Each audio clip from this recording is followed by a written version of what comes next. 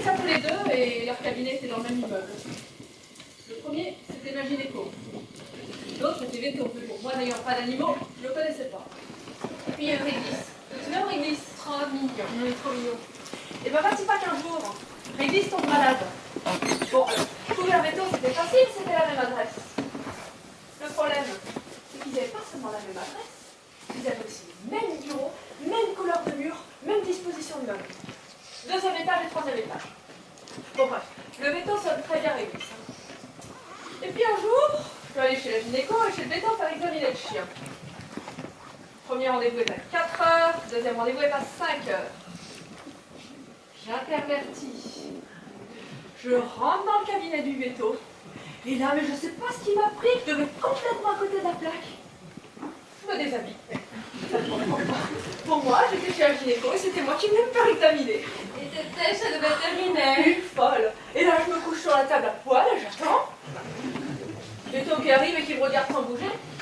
Et Régis qui se met à aboyer. Bah oui, il sentait que je lui piquais sa place. Et moi, comme une conne, je réalise toujours pas. Et d'un coup, t'as Régis qui se m'a grimpé sur la table. Et là, j'ai tout compris. J'étais nue comme un verre, les 4 fleurs en l'air devant le veto qui se rinçait l'œil. Tu m'as jamais raconté cette histoire. Oui, on n'était pas encore ensemble. Et alors? Eh ben, je peux te dire que je me suis habillée au 4e vitesse et j'ai changé et de gynéco et de veto. Vu qu'ils se connaissaient tous les deux, ils ont dû se la raconter 234 fois. Ils devaient être morts de rire. T'es sûr que c'était avant moi, ça? Si je te le dis. Ah, parce que Régis, je l'ai connu. Oui, mais tu l'as connu après. Ouais. Quoi? Non, je... Quand bien même. Qu'est-ce que ça changerait si c'était pendant qu'on était ensemble? Ah, tu vois pas, là. Je t'ai pas trompé que je sache. Ah bah non, tu m'as pas trompé. C'est pire. Tu t'es ridiculisé. Oui. Oui, bon, je me suis ridiculisée. Oui, c'est le moins qu'on puisse dire. Alors, premièrement, quand madame se ridiculise, c'est moi que tu ridiculises. Et deuxièmement, réfléchir. Pourquoi tu te ridiculises comme ça? Attends, tu peux marcher plus lentement celle-là? Non, t'as raison, c'est trop subtil pour toi, ça. Enfin, Bernard, je vois pas ce qu'il y a de bizarre à confondre deux médecins. Ah non, c'est bon. Vous êtes deux à penser pareil, je suis tout seul, c'est la majorité qui compte. Mais non, vas-y, t'as une idée, va jusqu'au Non, bout. mais non, c'est moi. C'est bien connu, hein, je suis un mec très compliqué, qui a des raisonnements bizarroïdes. Tu es jaloux. Oh, c'est une crise d'amour.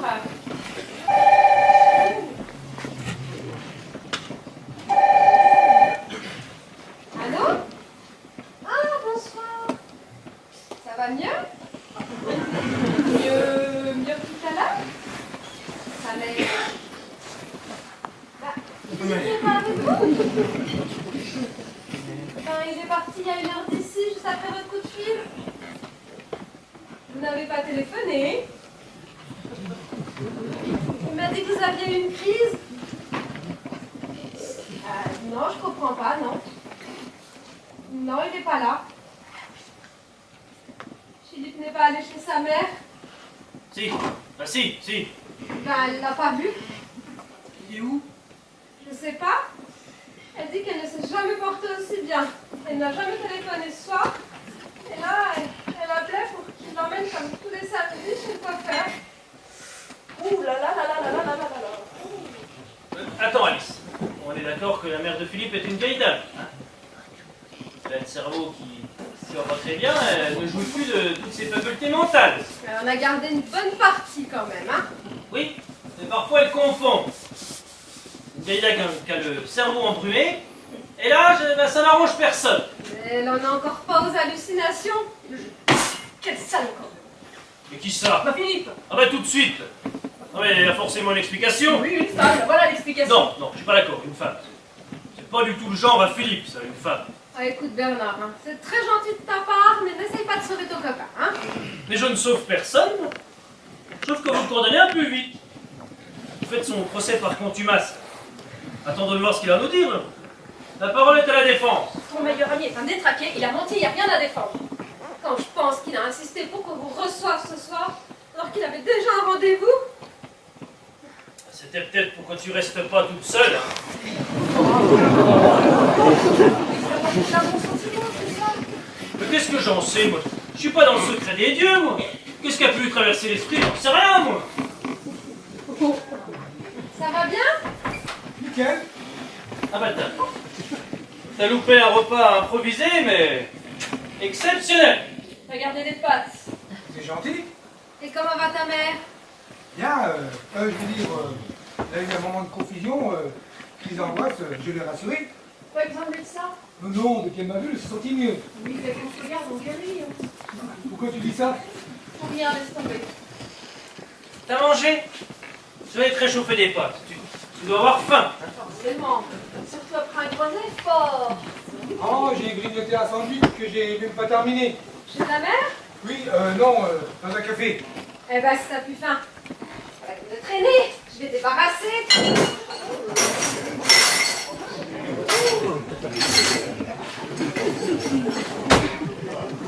Excusons. Rien. Je t'explique. Vas-y, raconte. Oui, alors, je l'ai vue, ta Soraya. Ouais. J'ai eu du mal à la reconnaître, hein, étant donné que je la connaissais pas. Et en plus de ça, il y avait pas mal de monde. Alors je me suis adressé à une fille, jeune, mignonne. Ratée, c'était pas elle. Oui, bon, tu l'as vu. Ensuite, vas-y, raconte. Alors, je lui ai dit que tu pouvais pas te déplacer, qu'il m'a envoyé à sa place. Oui. Il a fait un peu la grimace, hein. Mais ça, c'est rien. C'est plus grave. Le grave. Oui, beaucoup plus grave. Ma crache, moi j'ai pas envie de jouer de vinaigre. Elle est enceinte. Enceinte? Non mais ça va pas. Puis de qui d'abord? Bah, de qui? Cherchez bien. J'espère que t'es pas droit dans le panneau, hein. Et t'as dit ça pour me faire agir. Et avec moi ça prend pas. Comment ça fait que tu la croirais pas? Elle m'a donné ça pour toi. C'est quoi? C'est quoi ça? Ce sont ses résultats médicaux.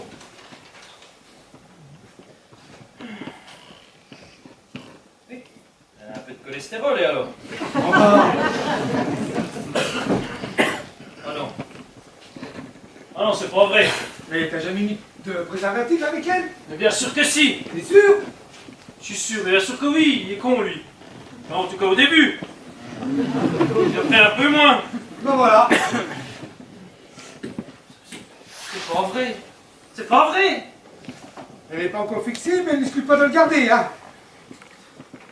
Et pourquoi moi? Et puis elle est sympa. Elle te laisse le choix du prénom.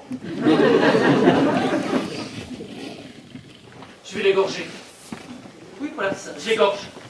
Je l'égorge, elle se dessine des signes cabalistiques sur son dos. Comme ça, on fera un serial killer. Et s'il faut, j'en tue 2 ou 3 de plus. Comme ça, on fera pas de rapprochement avec moi. C'est faisable. Ça te laisse 8 mois pour tuer 3 personnes. Impec. Et pour le reste, elle m'a forcé d'aller au distributeur. Elle m'a tapé 500 €, tu me dois 500 boules. Hein. Quelqu'un veut du café? Moi, Moi aussi. T'es pas encore assez excité, toi?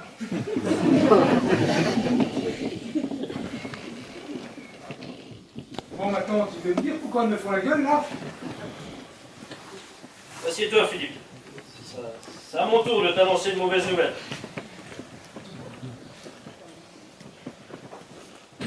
Ta mère a appelé. Elle est en pleine forme. Non. C'est con, hein? Elle a appelé le temps qu'il n'était pas là. 2 minutes avant que t'arrives. Et Comment Paul? comment a réagi Alice? Ah bah Alice, devant ta mère, elle a pas dit grand-chose. Et pour elle, c'est sûr, si t'es parti ce soir, c'est pour aller voir une autre femme. En même temps, mets-toi à sa place, hein. Ça coule de source. T'inventes un prétexte d'abruti qui tient pas la route 2 minutes. C'est toi qui as trouvé ce prétexte. Bon, ça va, fais pas ton gamin. Hein. T'es toi, t'es pas moi, t'es lui, t'es l'autre. Une chose est sûre, hein, c'est que pour elle, si t'es parti ce soir, pour aller, bah t'as compris quoi. Et t'as pas démenti. Mais comment veux-tu que je demande? En disant la vérité, espèce de salopard. Mais ça va pas. Tu veux foutre mon mariage en l'air? Bon, c'est bon. Mais je reconnais. C'est dans la merde. Non, non, je suis pas dans la merde. Tu m'as mis dans la merde. Dis, bon, ça va, détends-toi, c'est bon. T'as rangé le coup. T'as qu'à dire que tu vis une petite histoire de fesses sans conséquence. C'est ce que tu appelles arranger le coup, toi? Bah oui, dans la formule petite histoire de fesses sans conséquence, il y a petite et il y a sans conséquence. Et pourquoi tu dis pas que c'est toi, la petite toise de fesses sans conséquence, ça? Parce que moi, c'est beaucoup plus grave. Si Nelly apprend une calamité pareille, c'est le divorce assuré. Et tu vas me dire aujourd'hui, il n'y a plus de tabou sur le divorce, tout le monde divorce. Sauf que moi, c'est plus grave. Moi, je suis salarié dans une société immobilière qui appartient à mon beau-père. Et avec Nelly, on est mariés sous le régime de la séparation de biens. Ma réussite, c'est un château de cartes. T'enlèves Nelly, tout s'écroule. Alors que toi, t'es pas marié avec Alice. Tu peux pas divorcer. C'est imparable. Tu es sidérant. Tu es... je sais pas. Bon, écoute, Philippe. Quand t'as eu tes problèmes de dégâts d'appartement, là, qui c'est qui t'a filé un coup de main? Qui c'est qui a appelé ton propriétaire qui voulait pas te rembourser tes travaux? Bernard! Non, non, c'est toi qui m'écoutes, là. Je t'ai posé une question, j'ai reviens à une réponse. Qui c'est qui t'a permis de récupérer ton fric? Toi! Ah, ça y est, ça revient. Qui semble en mémoire, qui... Mais enfin, Bernard, tu veux que j'avoue que moi, j'ai une maîtresse? Tu avoues, Alice. tu avoues. Mais tu minimises une maîtresse. Déjà, on dit plus maîtresse de nos jours. On dit un coup. Un coup, c'est furtif, un coup, c'est anonyme. Maîtresse. Plus personne n'a de maîtresse aujourd'hui. Maîtresse, c'est un mot du 19e siècle. Il n'est plus autant de Gustave Rousseau et Jean-Jacques Flaubert. Et si Alice me demande des détails? Eh ben, tu inventes. T'as de l'imagination, hein. Moi, je passe ma vie à pipoter. Je pipote à mes clients, à mes beaux-parents, à ma femme. Si on était condamné à dire la vérité, en tant qu'on serait mort. Et si Alice me quitte? Mais pas toi, stresse pas. T'es l'homme de sa vie. Elle va pas te quitter pour un petit coup à la sauvette. Bernard, il y a quelque chose que tu ne sais pas. Eh ben, ça m'intéresse pas. Enfin, tu vas quand même m'écouter, j'ai déjà trompé Alice il y a 1 an et demi. Toi, Oui, moi, il n'y a pas que toi qui fais des conneries. Une histoire assez minable qui a duré 3 jours. J'étais en voyage pour le boulot à Montluçon. Une femme qui m'a fait du rentre dedans, j'ai craqué. oui, bah, si personne n'est au courant, c'est pas grave, hein. Oui, mais je l'ai avoué à Alice. T'es complètement débile, pourquoi t'as fait un truc pareil? Parce que je me sentais mal, je me sentais sale. Je pouvais pas le garder pour moi. Je pouvais pas lui mentir, j'ai préféré parler. Ça, c'est quelque chose que tu connais pas, ça s'appelle la conscience. Si, la conscience, je connais. C'est un mot très pompeux qu'on utilise que dans les grandes occasions. Et qu'en fait, ne veut rien dire. N'empêche que j'ai parlé, ça m'a soulagé. Alors là, Philippe, je me savais un peu con, mais là, tu dépasses toutes mes estimations. Mais qu'est-ce qui t'a pris de faire un truc pareil? Alice était heureuse, insouciante. Qu'est-ce que t'as été de vanter? Qu'est-ce que t'as été raconter? Une histoire qui se passe à Montluçon. Tout le monde s'en branle de ce qui se passe à Montluçon. On t'a jamais appris à nier? Faut toujours nier, même sous la torture. Ta gonzesse te chevauche avec une autre? C'est pas moi, on m'a poussé. Avec ce genre de théorie, hein. Ah, parce que la théorie de la vérité, tu crois que c'est mieux? La vérité, ça mène que les emmerdements. La preuve. Alice m'a fait promettre de ne pas recommencer et elle m'a pardonné. Bah alors, si c'est pardonné, Bernard, c'est oublié? j'ai juré. Pour moi, jurer, ça a du sens. Toi, tu jures comme tu éternues. Bon, écoute, tes histoires avec ta gonzesse, c'est pas mes affaires. T'es mon ami. Ben, c'est maintenant qu'il faut le prouver. Ça s'appelle renvoyer l'ascenseur. Je ne peux pas. Eh bien, bravo. Tu vas me dénoncer? Vas-y, balance-moi. Tiens, poignarde-moi même. Il y a ce qu'il faut. Un bon coup bien profond dans le dos. Ça peut t'aider à te sentir mieux. Mais alors, juste une chose, Philippe. Juste une chose. Ne viens pas me parler de ta conscience. Je croyais qu'on avait des illusions en amour. J'avais encore quelques espoirs dans l'amitié. Est-ce que j'ai pu être naïf? Bon, écoute. Je vais faire ce que tu me demandes. Mais dès que toi et Nelly, vous serez repartis, je dis toute la vérité à Alice. Le café.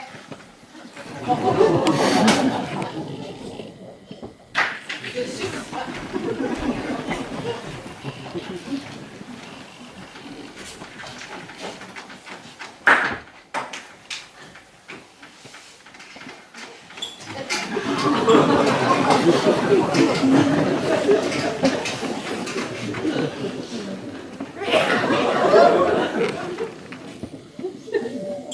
John Arthur, dépêche de finir ton café, on y va. Ah, t'es fatigué? Moi aussi j'ai un coup de bord. Ça m'embête de vous demander ça, mais vous pourriez m'héberger cette nuit? Tu veux venir dormir chez nous? Je peux dormir dans la même chambre que Baptiste ou même sur votre canapé. De toute façon, j'ai pas sommeil. J'ai besoin de réfléchir et je ne me vois pas passer la nuit ici. Qu'est-ce qui te prend, Alice? Il me prend, Philippe. Je ne pensais pas que tu pouvais pousser le cynisme aussi loin. Utiliser la maladie de ta mère pour aller retrouver je ne sais qui. Si tu y tiens, je peux tout expliquer. Figure-toi que ce soir... Oh, ouais, ça va, Philippe, hein?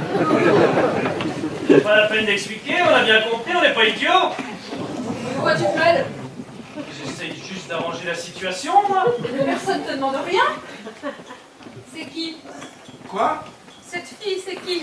C'est une femme? Mais encore? Bon, Alice, tout le monde sait ce que c'est qu'une femme, hein. Des bras, des seins, des cheveux.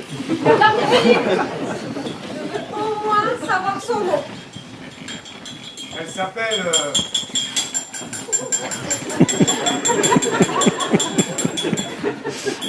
Elle s'appelle... Soraya.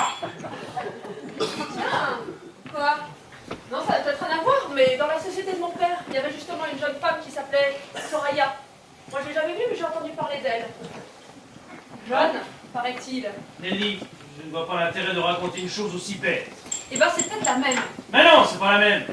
Soraya. Il y a des milliards de Soraya. Très répandu comme prénom. Quel âge? 23, 24. Bon, tu vois, ça correspond. Nelly, Ça fait longtemps? Quoi? Entre vous, ça fait longtemps? Non, oui, c'est assez récent. 2-3 jours, 2-3 semaines, je veux dire. Tu l'as rencontré comment? Comment je l'ai rencontré? Arrête de répéter tout ce que je dis. bon, Alice, à quoi ça sert? Tu te fais du mal. J'ai envie d'avoir mal. Quand t'as commencé à souffrir, t'as besoin d'aller jusqu'au bout. Tu l'as rencontré comment? À le soir...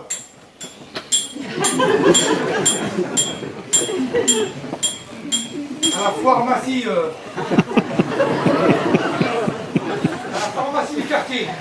C'est la pharmacienne. Non, non, c'est une cliente. Elle venait en cliente acheter des choses, des comment... Des médicaments. voilà. De quoi souffre-t-elle? De rien, elle est en bonne santé. Elle voulait des compléments alimentaires.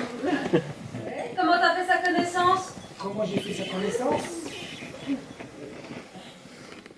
Ben, premièrement, parce que j'étais là. Deuxièmement, parce que la pharmacienne n'avait pas de monnaie. Et il a bien fallu qu'elle me rembourse. Et elle t'a remboursé en nature? C'est pas drôle, Alice. Ah, excuse-moi. Ça peut pas être drôle quand je suis malheureuse. T'es ni drôle ni malheureuse, Alice. T'es juste vexée. Juste un peu vexant. Elle habite dans le quartier alors? Forcément, 2 rues d'ici. C'est pratique d'avoir une fille à portée de main. Ça va, Alice, il l'a pas choisi en fonction du quartier. C'est d'abord toi. Qu'est-ce que t'en sais? Je sais. Parce qu'ils sont copains depuis suffisamment longtemps pour tous dire. Bernard, ne me dis pas que t'étais pas au courant, j'aurais du mal à te croire. Tu le savais? Ah bon? Oui, vaguement. Bon, tu es complice. Complice, là, c'est quoi ce mot, là? Oh, c'est pas une attaque de fourgon blindé, là. Complice, c'est quand il y a une cagoule et un fusil à pompe. C'est comme ça que ça s'appelle. Bah, Denis, je te ferai remarquer que quand Philippe m'a raconté cette histoire, j'étais le premier à trouver ça lamentable. J'étais écœuré, effondré à un point. Et tu sais ce que je lui ai dit? Je me suis pas gêné. Je lui ai dit, les yeux dans les yeux, tu te souviens ce que je t'ai dit? Hein? Je t'ai dit qu'il fallait rompre tout de suite. Alice, j'ai fait tout ce que j'ai pu pour la dissuader. Je lui ai dit que t'étais une fille formidable, qui avec les gros machos qui trompent leurs femmes et qui ont quelque chose à se prouver. Et voilà. J'avais l'impression de parler à un mur. Il a cette fille dans la peau. Impossible de lui faire entendre raison. Et regarde. regarde.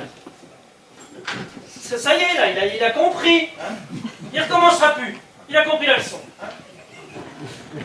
Avec cette fille, il n'y a rien.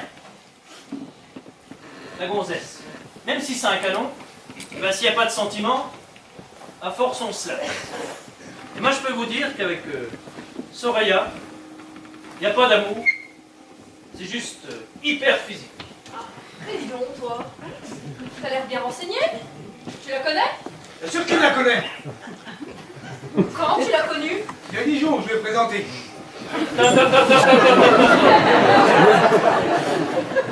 Ça va trop vite. Où ça? Bah, chez vous. Attends, t'es venu avec ta poule dans notre maison? Ah oui, t'étais parti au ski avec ton fils et tes parents. Bernard était seul chez lui. Je me suis pointé à samedi après-midi. Ah mais voilà. Toi, tu l'as laissé rentrer dans notre salon. Oui, bon, ça va, hein. On sonne. Je vois Philippe, j'ouvre. Oui, t'es pas tout seul. Quand t'as deux personnes qui sonnent chez toi, que t'en connais qu'une sur les deux, tu dis pas toi tu rentres et toi tu rentres pas. Tu filtres pas. Tu demandes pas un carton d'invitation. Je suis pas videur dans une boîte de nuit, moi. Bon, Philippe était mon ami, on a bu un coup, mais moi, cette fille, je savais pas qui c'était. Alors on a fait les présentations. Bernard devait aller chez son médecin chinois. Et à un moment, on nous a dit, bon les enfants, il va falloir que j'y aille. Et c'est là que Soraya a demandé si on pouvait rester chez lui pendant son absence. Bon, ça va. C'est pas la peine de faire. Quoi? J'ai refusé. Il dit pas question de faire le moindre truc à la maison. Philippe est mon ami, mais cette fille, je ne savais pas qui c'était. Alors on a discuté, puis on a trouvé un arrangement.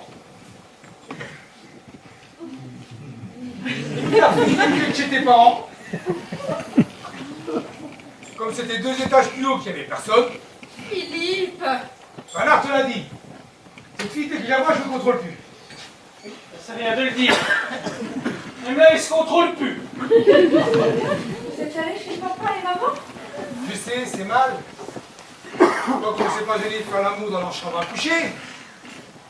Dans leur chambre à coucher? Alors ça, je savais pas. Non, tu m'avais pas dit ça. Tu m'avais pas dit qu'il s'était passé des choses graves dans la chambre à coucher. Non, t'avais pas dit ça. Que c'est sacré, les beaux-parents. On ne touche pas à un cheveu des beaux-parents. Et encore moins dans la chambre à coucher. Mais c'est la pièce la plus confortable. On a fait le lit nickel. On a tout remis en ordre. Ils se sont aperçus de rien. Tiens, ils t'ont rien dit à ce propos. C'est un pas net, connard. Et toi, t'as laissé faire ça? Et je pensais qu'il resterait dans le salon. Et comme Soraya aime ça, c'est quelqu'un qui a beaucoup d'appétit sexuellement parlant. D'ailleurs, D'ailleurs, quoi? oh, tu vas pas apprécier Nelly. Bon, Philippe, on t'a demandé des détails. Non. Alors t'en as déjà dit beaucoup trop, donc maintenant t'arrêtes. Moi, ça m'intéresse. Qu'est-ce que je vais pas apprécier? Et ben comme Soraya était en super forme, ben, elle a demandé si on pouvait faire une petite partie à 3.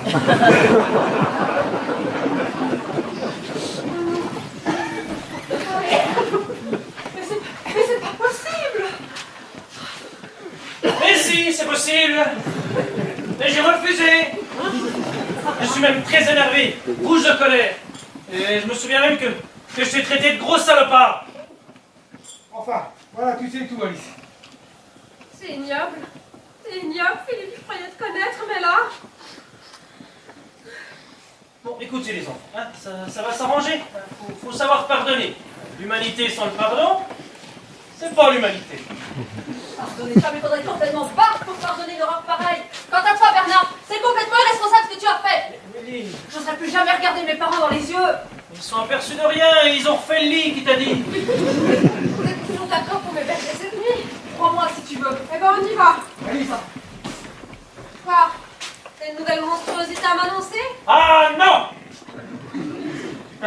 n'a plus rien à dire. Il est très fatigué. On est tous très fatigués. Germain, Bernard. De quoi? Vas-y, fais vite. Faut que je te parle seul à seul. Pourquoi faire? À quoi ça sert? T'as vu dans l'état où tu l'as mise? Tu veux l'achever? J'essaie de sauver la situation. Je voudrais juste parler à ma femme tranquillement. Mais pourquoi tu t'entêtes? Elle veut plus te parler. T'as été odieux. Elle a besoin de réfléchir. Et après, elle avisera. Alice, je t'aime. Je peux pas tout expliquer, mais je t'aime. Tu es la personne qui compte le plus pour moi. Si tu me quittes définitivement, jamais je me remettrai. Tombe pas dans le piège, Alice, ce sont des mots. Il n'y a pas de piège, Nelly, c'est juste la vérité. Je t'avais prévenu. La première fois, j'ai pardonné, mais là, c'est trop grave. Allez, on y va. Bon, écoutez les enfants, hein, ça va s'arranger. Je suis optimiste, moi.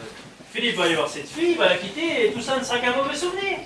Dans tous les couples, il y a des orages, comme chantait Jacques Brel. Bien sûr, nous eûmes des orages. Arrête de chanter Brel, il t'a rien fait. Et puis après le beau temps, hein, enfin, surtout après la pluie, on a bien beau temps. J'ai le moral et je me dis qu'après la pluie, il y a On y va. le beau temps.